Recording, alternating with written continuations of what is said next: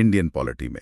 एक ऐसा विषय जिसके बारे में हम सबको लगता तो है कि हम जानते हैं, लेकिन जिसकी गहराइयों में अक्सर बड़े बड़े मोती छिपे होते हैं। हमारे पास जो स्रोत हैं वो भारतीय लोकतंत्र की बुनियाद पर एक बेहतरीन शुरुआती गाइड है। और ये गाइड हमें सीधे उन सवालों के जवाब तक ले जाती है जो हम सब के मन में कभी न कभी आते हैं। आखिर हमारा देश चलता कैसे है, ये नियम कानून कौन बनाता है, और एक आम नागरिक के तौर पर हमारी ताकत क्या है। बिल्कुल, तो आज हमारा मिशन है भारत की इस विशाल लोकतांत्रिक मशीन के पुर्जे पुर्जे खोलकर देखना। ये संविधान क्या बला है, ये मौलिक अधिकार क्या चीजें हैं, और सरकार के ये अलग अलग हिस्से आपस में काम कैसे करते हैं। तो चलिए शुरू करते हैं। और स्रोत में जो पहली बात सामने आती है वही अपने आप में चौंकाने वाली है कि भारत का संविधान दुनिया का सबसे लंबा लिखित संविधान है। ये कोई छोटी बात नहीं है। नहीं, बिल्कुल भी नहीं। आखिर क्यों, ऐसा क्या था कि हमें इतने बड़े संविधान की जरूरत पड़ी? ये सवाल ही कह सकते हैं पूरी कहानी की शुरुआत है। इसका जवाब भारत की जबरदस्त विविधता में छिपा है। इतनी सारी भाषाएं, धर्म, संस्कृतियां और हर किसी की अपनी उम्मीदें।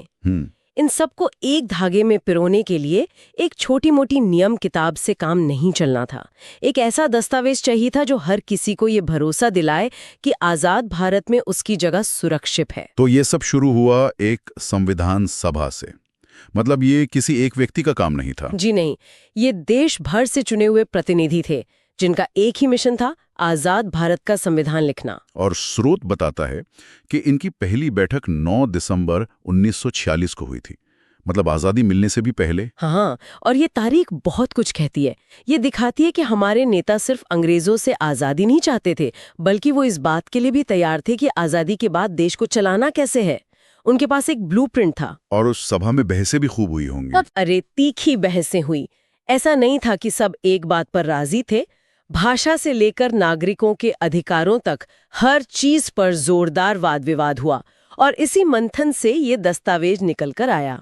फिर हमारे सामने दो बड़ी तारीखें आती हैं।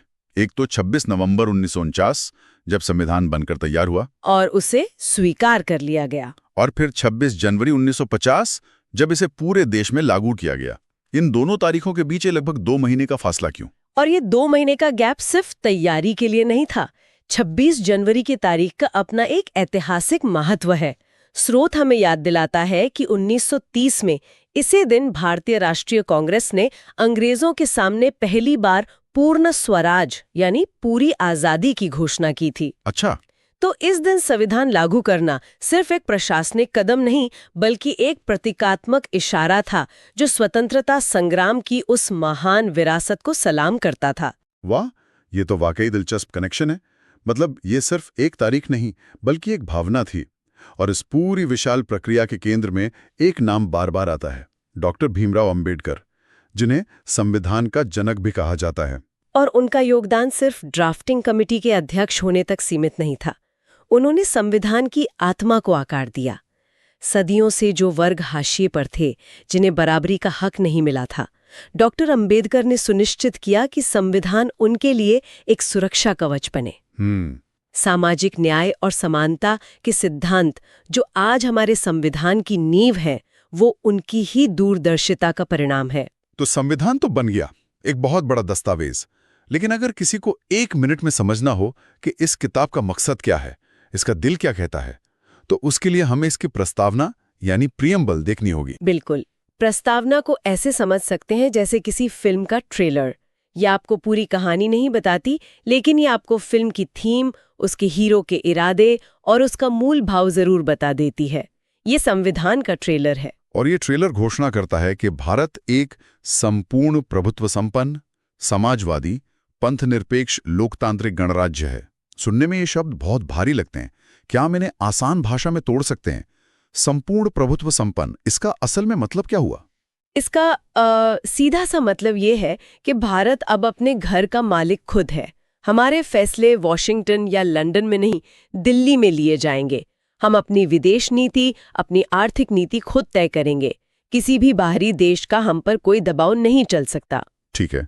और पंथनिरपेक्ष मतलब राज्य का यानी सरकार का अपना कोई धर्म नहीं होगा। सरकार की नजर में सब धर्म बराबर हैं। और हर किसी को अपना धर्म मानने की पूरी आजादी है। बिल्कुल। फिर समाजवादी का लक्ष्य है कि देश के संसाधनों का बंटवारा ऐसा हो कि अमीर और गरीब के बीच की खाई कम हो। और लोकतांत्रिक गणराज्य का मतलब तो साफ है, सरकार जनता चुनेगी और देश का मुखिया यानी राष्ट्रपति भी चुना हुआ होगा, कोई राजा या रानी नहीं। और ये ट्रेलर यहीं खत्म नहीं होता।